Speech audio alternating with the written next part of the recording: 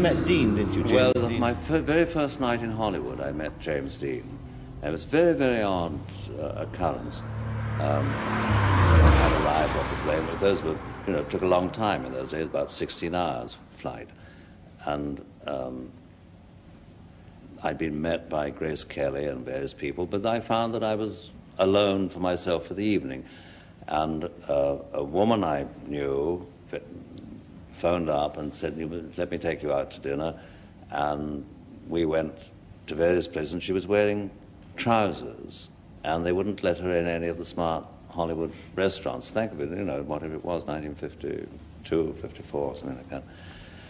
However, we finally went to a little Italian dive, and that was full. And so one got turned away. I said, honestly, I don't mind just a hamburger anyway. I was hungry by then. And then I heard feet running down the street, and it was James Dean. And he said, I was in that restaurant, you couldn't get a table. And my name's James Dean. He said, will you come and join me? So we said, yes, very kind of him. And then going back into the restaurant, he said, oh, before we go in, I must show you something. I've just got a new car.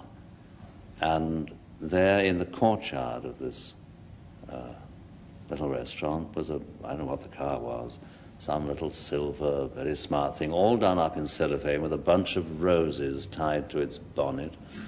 And I said, how fast can you drive in this? He said, oh, I can do 150 in it. And I said, have you driven it? He said, no, I've never been in it at all. And some strange thing came over me, some almost different voice. And I said, look, I won't join your table unless you want me to, but I must say something. Please do not get into that car, because if you do, and I looked at my watch, and I said, if you get into that car at all, it's now Thursday, whatever the date was, 10 o'clock at night, and by 10 o'clock at night, next Thursday, you'll be dead if you get into that car. I said, oh, nonsense. Someone had dinner, we had a charming dinner, and he was dead the following Thursday afternoon in that car. It was one of those odd things. Has it ever happened to you before? No, I'm glad to say. But it was one of a very, very odd, spooky experience. He was, I liked him very much too. I'd love to have known him more.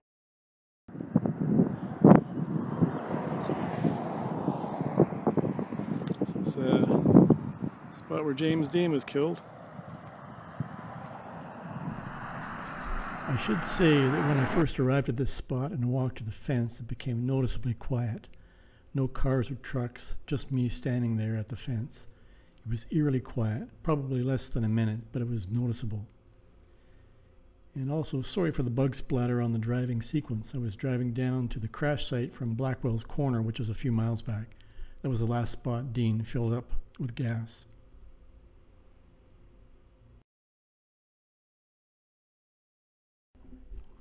Another strange thing happened several months after my visit here. I was organizing photos and videos to edit together the first version of this video. I'm now doing the second version, adding this additional info. At any rate, I'd spent hours searching online and organizing my own material, so I decided to take a break and drive into town. I came up over a small rise in the road. At the top of the rise was a T intersection where I had the right-of-way. A car was about to pull out in front of me from the stop sign, but it stopped in time, and I only had to touch my brake a bit, then I kept driving. But astonishingly, the car at the stop sign looked like an identical silver Porsche 550 Spider that James Dean had driven. I suspect it was a kit car, but there were wealthy people living in and around where I was, so it very well could have been a real 550. Anyway, I just spent all that time focused on Dean, and then a 550 almost jumps out in front of me on the way to town.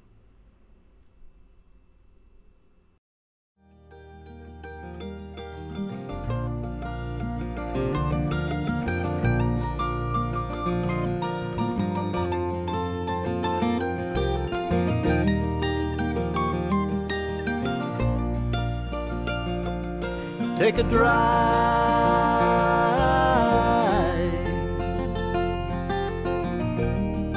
where James Dean died. Take a drive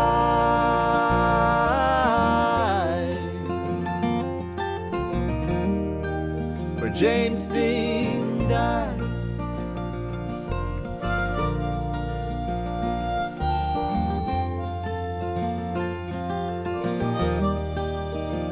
El Paso Robles.